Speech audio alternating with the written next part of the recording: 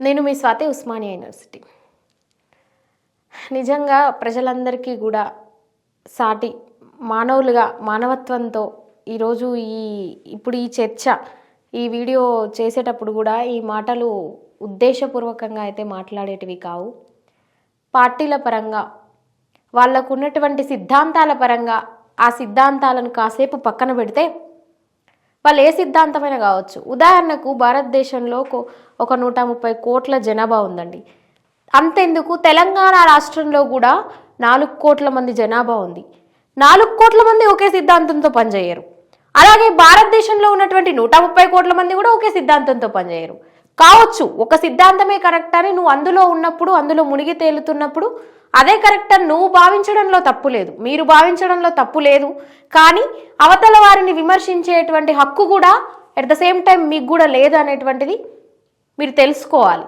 ఈ విషయం ఎవరి గురించి అంటే ది గ్రేట్, మనం ఒక చర్చలో చాలా ఆగ్రహం తన ఆవేదనను వెలిబుచ్చినటువంటి మన వనిత, సాటి వనిత, ఆమె పేరు కళ్యాణి, భార్గవి కళ్యాణి గారు.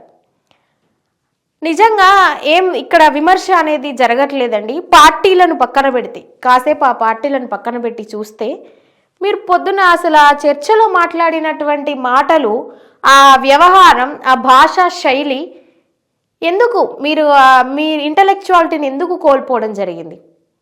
సమాధానం చెప్పాలి. ఇన్ని రోజులు మీకు ఉన్నటువంటి ఆవేదనలో, ఆవేశంలో మీరు వెలిబుచ్చినటువంటి ఆవేదన తప్పని మేము అనట్లేదు. కానీ దానికి కూడా ఒక భాష, ఒక పట్టు, ఒక భాష మీద పట్టు, దానిని వెలిబుచ్చే విధానంలోనే వ్యక్తిత్వం అనేది ఏర్పడి ఉంటుంది కదా. అక్కడ మీరు ఓకే చర్చకు వచ్చిరు, చర్చలో కూర్చున్నారు, చర్చకు వస్తున్నాం అన్నప్పుడు ఒక్కలే రారండి, ఒక పార్టీ వాళ్ళే రారు. అక్కడ 4-5 సిద్ధాంతాలు, 4-5 పార్టీల వాళ్ళు కన్ఫామ్గా ఉండి తీరుతారు. అది అందరికీ తెలిసిన విషయం, చాలా కామన్ పాయింట్. బట్ మీరు అన్న మాట ఒకటి, నేనే పార్టీ కాదు, నాదే సిద్ధాంతం కాదు, దయచేసి మీరు అది కూడా అర్థం చేసుకోవాలి. ఇక్కడ మళ్ళీ రిటర్న్ క్వశ్చన్స్ వచ్చే అవకాశాలు ఉంటాయి. ఏమన్నది? నిజంగా ఒక అమ్మకు ఒక అయ్యకు పుట్టి, మీ అబ్బకు పుట్టుంటే మీరు కాంగ్రెస్ పార్టీకి రాజీనామా చేసి అర్జెంటుగా బీజేపీలో చేరమని చెప్తుంది. మీరు ఎట్లా నిర్ణయిస్తారు మేడం? ఒక అబ్బకు అయ్యకు పుట్టడం అనేది ఏం భాష? మీరు నేర్చుకునే సంప్రదాయం ఇదేనా? మన భారతదేశ సనాతన సంప్రదాయంలో మనం నేర్చుకునే సంస్కృతి, ఒక సాటి ఆడపిల్లగా మీరు నేర్చుకునే పద్ధతి, భాష అదేనా? మీరు కాంగ్రెస్ పార్టీ వాళ్ళనే కాదు, ఎవరి మీదనైనా అక్కడ ఏ మనిషి ఉన్నా కూడా ఒక మనిషి ఇంకొక సాటి మనిషితో వ్యక్తీకరించే భావం అదేనా? ఆ మాట పద్ధతి అదేనా? ఒక అమ్మకు ఒక అబ్బకు పుట్టుంటే అనేది ఎంతవరకు కరెక్ట్? చాలా పద్ధతికి వచ్చారు మీరు, చాలా గౌరవంగా మాట్లాడతారనుకున్నాం. ఏ విధంగా ఆ గౌరవాన్ని దిగజార్చుకున్నారు? ఒక అమ్మకు ఒక అబ్బకు పుట్టుంటే మీరు కాంగ్రెస్ పార్టీకి ఎమ్మటే ఇప్పుడే రాజీనామా చేసి బీజేపీలో చేరండి అని మీకు ఏం రైట్ ఉంది మీరు చెప్పడానికి? ఎవరి వాదన వారికి ఉంటుంది, ఎవరి సిద్ధాంతం వారికి ఉంటుంది. రాజ్యాంగం ఇచ్చినటువంటి హక్కులకు లోబడి ఎవరి జీవితం వాళ్ళు గడుపుతూ ఉంటారు, జీవన ప్రమాణాలు కనిపిస్తూ ఉంటాయి. అలా ఉన్నప్పుడు సరే, హిందుత్వం గురించి, మతతత్వం గురించి, నిన్న జరిగినటువంటి రామ్లల్లా, శ్రీరాముల గురించి, సీతారాముల గురించి చాలా గౌరవంగా అదే కాంగ్రెస్ పార్టీలో ఉన్నటువంటి హిందువులు కూడా పండగ చేసిర్రు, అక్షింతలు జల్లుకుర్రు, భుజాలపైన మోసిర్రు, పల్లకిలు మోసిర్రు. ఈవెన్ చాలా భక్తులు ఉన్నారు. వేరే పార్టీలు అటు పోయి ఆంధ్రాలో టీడీపీ చూసుకున్నా, జనసేన చూసుకున్నా, ఇక్కడ ఉన్నటువంటి వేరే పార్టీలు చూసుకున్నా, ఇంకా ప్రాంతీయ పార్టీలు ఏవైతే రాష్ట్రాలలో భారతదేశంలో ఉన్నాయో అవన్నీ కూడా రాముడి పైన ఎవరికి ద్వేషం లేదు. రాముడు అంటే సాక్షాత్తు ధర్మం, మీరు చెప్పినట్టే ఆ ధర్మాన్ని పాటిస్తూ ఉంటారు. కానీ ఇక్కడ వాళ్ళు క్రోడీకరించేటువంటి అంశం ఏంటి? వాళ్లకు మీకున్నటువంటి పార్టీల పరమైనటువంటి వివాదాస్పదమైనటువంటి వ్యాఖ్యలు ఎంతవరకు ఉన్నాయో తెలియదు. కానీ ఒక చర్చకు వచ్చినప్పుడు ఏది ఏమైనప్పటికీ కూడా వ్యక్తీకరించేటువంటి భావం అనేది కనీస ప్రమాణాన్ని పాటించాలి, కనీస మేధో సంపత్తిని అక్కడ వాడాలి. మీరు వాడినటువంటి పదాలు మీ పదాలతో కొన్నిటికి మేము ఏకీభవిస్తాం. ఎవర్రా బాబర్, ఎవర్రా ఔరంగజేబు, వాళ్ళని మనం ఎందుకు మోయాలి అని అంటున్నారు. నిజమే, ఓకే, ఎవరు వాళ్ళని మనం ఎందుకు మోయాలి? కానీ ఆ విషయాన్ని చెప్పే విధానం ఏంటి? కాంగ్రెస్ పార్టీ వాళ్ళు అదే ఆపీరు, అయోధ్య రామ మందిరాన్ని కట్టకుండా చూశారు, ఎందుకు మీ మోహం నిన్న చూపెట్టలేకపోయారు? ఇలాంటివంటే ఓకే, మీ భావాన్ని మీరు వ్యక్తీకరిస్తున్నారు అనేది అంగీకరించదగినటువంటి విషయం అని కొంతమంది అంటున్నారు.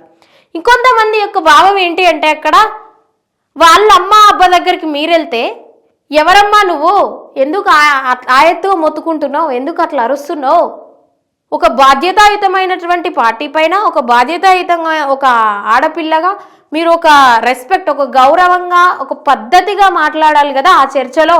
అదే మీ అమ్మ అబ్బ దగ్గరికి వెళ్తే ఏందది, ఎక్కడికి పోతుంది సంస్కృతి సాంప్రదాయం, ఎక్కడికి పోతుంది నైపుణ్యం, అసలు ఎక్కడికి ఆలోచన పరమైనటువంటి నైతికత ఎడబోతుంది? ఎవరికి ఇదంతా కమెంట్స్ కూడా పెట్టే వాళ్ళు ఎట్లున్నారంటే మీరు మాట్లాడింది 100% నిజం, సిగ్గుండాలి, ఏం పదాలండి పార్లమెంటరీ అవి వర్డ్సా కాదే, ఒక విజ్ఞానం నేర్చుకున్నటువంటి వ్యక్తులు మనం నైతికతను పాటించాలి సమాజం పట్ల, సమాజంలో ఇంకొక నలుగురికి నేర్పించాలి. పార్టీలను ఇందులో ఉన్నటువంటి రాజకీయాన్ని ఎప్పటికీ సాగుతూనే ఉంటుందండి. అక్కడి నుంచి మొదలు పెట్టుకుంటే స్టార్టింగ్ పాయింట్ ఎండింగ్ పాయింట్ వరకు ఒక్కరు అందరూ కూడా ఇందాక చెప్పినట్టు భారతదేశం మొత్తం మీద అందరూ ఒకే సిద్ధాంతంతో ఉండరు, తెలంగాణ రాష్ట్రం మొత్తం మీద కూడా అందరు ప్రజలు ఒకే సిద్ధాంతం మీద ఉండరు. ఎవరి వ్యక్తిత్వాన్ని వారిని వ్యక్తీకరించేటువంటి హక్కు ఆర్టికల్ 19 ప్రకారం రాజ్యాంగం ఇచ్చింది. అట్లనే ఇంకొక ఎదుటి వ్యక్తిని కించపరిచేటువంటి అత్యధిక దుర్భాషలాడడం, ఆ మాటలతోని దూషించడం అనేది ఎంతవరకు కరెక్ట్? వాళ్ళు తిరిగి అంటే ఓహో మీ సనాతన సంప్రదాయం మీకు ఇదే నేర్పించిందా, మీ వాళ్ళు మీకు ఇదే నేర్పించిర్రా అంటే ఎట్లుంటుంది అది? ఇంకొంతమంది కూడా అంటున్నారు, ఒక వాదన ఉందండి, ఇది నేను వాళ్ళ భావనగా నేను చెప్తున్నాను. మన భారతదేశానికి ప్రథమ పౌరురాలు రాష్ట్రపతి ద్రౌపది ముర్ము గారికి అయోధ్య మహానగరమైనటువంటి రామ్లల్లా ప్రాణ ప్రతిష్ఠ రోజు ఆహ్వానం అందలేదు అని, దానికి కారణాలు కూడా ప్రజల్లో అనేక విభిన్నమైనటువంటి కోణాలు కనిపిస్తూ ఉన్నాయి. మరి ఎందుకు ఆమెకే అక్కడ ఆ విధంగా అవమానం జరిగినప్పుడు మీరు ఏ విధంగా ధర్మాన్ని ప్రజల్లోకి తీసుకుపోదాం అనుకుంటున్నారు? ఏ విధంగా ఈరోజు మీరు చర్చలో మాట్లాడినటువంటి ఆవేశానికి అర్థం ఏంటిది? ఆ ఆవేదన ఓకే మేము ఒప్పుకుంటాం, మీకు ఆవేదన ఉంది, ఎందుకంటే మీరు చెప్పారు పాత బస్తీలో కాళ్ళకు మెట్టెలు బొట్టు పెట్టుకొని తిరగలేని పరిస్థితిలో ఈరోజు హిందూ మహిళలు ఉన్నారు అంటే ఓకే, అది మేము ఒప్పుకుంటాం. సాటి మహిళలుగా చూసినటువంటి కొన్ని విషయాలు కాబట్టి ఖచ్చితంగా గౌరవప్రదంగా మీరు మాట్లాడింది దానికి అనడానికి అతీతుల ఎవరూ కాదు. కానీ పార్టీ ఏదైనప్పటికీ, తత్వం ఏదైనప్పటికీ వారికి ఉన్నటువంటి విభిన్న కోణాలు వేరు. దాన్ని వ్యక్తీకరించేటప్పుడు మీ పార్టీ పరంగా మీకున్నటువంటి ఆ ధర్మాన్ని పాటించే మీరు ఎందుకు ఆగ్రహానికి లోనే అసలు మీరు అంత కోల్పోవాల్సినటువంటి అవసరం ఏముంది? రాహుల్ గాంధీ గురించి మాట్లాడారు, వాళ్ళ పర్సనల్గా అమ్మ అబ్బల గురించి మాట్లాడారు. వాళ్ళు రివర్స్ అదే అమ్మ అబ్బ దగ్గరికి పోలేక కాదు, లేకపోతే ఆ విషయాన్ని మాట్లాడలేక కాదు.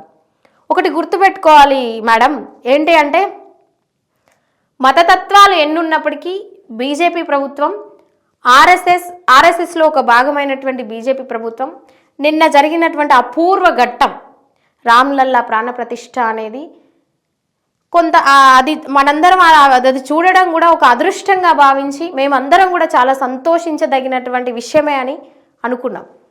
కానీ ఆ విషయాన్ని మీరు ఈ విధంగా తీసుకొచ్చి పార్టీలపైన రుద్ది, పార్టీలో ఉన్నటువంటి మనుషులపైన రుద్ది అందరినీ విభజించడం అనేది చాలా దారుణమైనటువంటి విషయం. ఇది ఒప్పుకోదగినటువంటి విషయం కూడా కాదు. దయచేసి బీజేపీ కార్యకర్తలు కావచ్చు, ఆర్ఎస్ఎస్లో ఓన్లీ బీజేపీ వాళ్ళే కాదు, ఎవరైనా ఉండొచ్చు, కానీ ఇక్కడ వాళ్ళు ఓన్ చేసుకున్నారు. ఓన్ చేసుకోవడం వల్ల వేరే వాళ్ళకి ఛాయిస్ లేదు. ఇప్పుడు మీరు మాట్లాడేటువంటి ఈ మాటలకు కూడా కనిపిస్తలేదు, ఎక్కడ కూడా ఆ ఛాయిస్ అనేది వేరే వాళ్ళకి ఇచ్చినట్టు కూడా కనిపిస్తలేదు. దయచేసి పార్టీల పరంగా సిద్ధాంతాలను పాటించదగినవి ఉంటే బీజేపీకి కొన్ని సిద్ధాంతాలు ఉన్నాయి, భారతదేశ రాజకీయ వ్యవస్థలో కాంగ్రెస్ పార్టీకి కొన్ని సిద్ధాంతాలు ఉన్నాయి, మిగతా కమ్యూనిస్టు పార్టీలకు కొన్ని సిద్ధాంతాలు ఉన్నాయి, రీజనల్గా ప్రాంతీయ పార్టీలకు కొన్ని సిద్ధాంతాలు ఉన్నాయి. ఎవరితో కూడా ఏకీభవించేటువంటి పరిస్థితులు మనకు కనిపిస్తలేవు. ఈ సందర్భంలో కనిపించినప్పటికీ కూడా ఎవరి భావాన్ని వారు ఏకదాటిగా కూడా ప్రజల్లోకి తీసుకుపోవడానికి ప్రయత్నం చేస్తూ ఉన్నారు.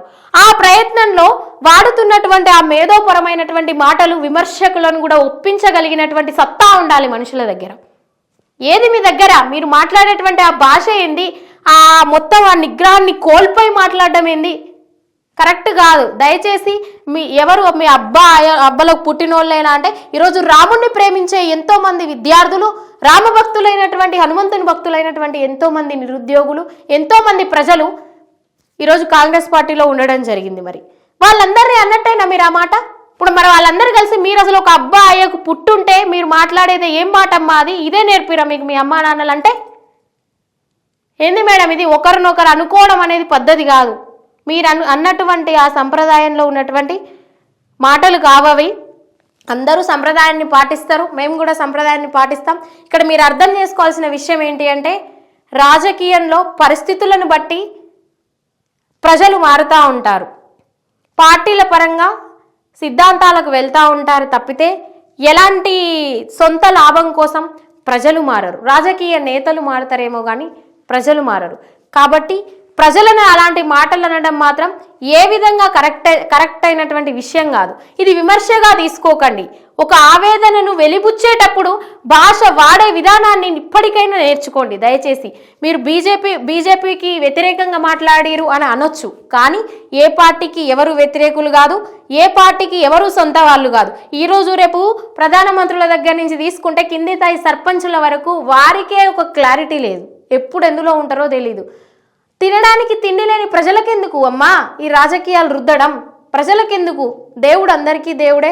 ఆ విషయాన్ని పక్కన పెట్టాలి. అసలు ఆ విషయాన్ని రాజకీయంగా పూసుకోవడం, దాన్ని ప్రజలందరి మీద రుద్దడం ఇది కరెక్ట్ విషయం కాదు. నిజంగా మీకు అంత చిత్తశుద్ధి ఉంటే ప్రజలందరికీ కూడా ఈ విషయాన్ని వాళ్ళలోకి ఇనుమడించాలని చూడరు. ఈ భాష అనేది మీరు చాలా మార్చుకోవాలి. అది చాలా బాధ కలిగించేటువంటి విషయం.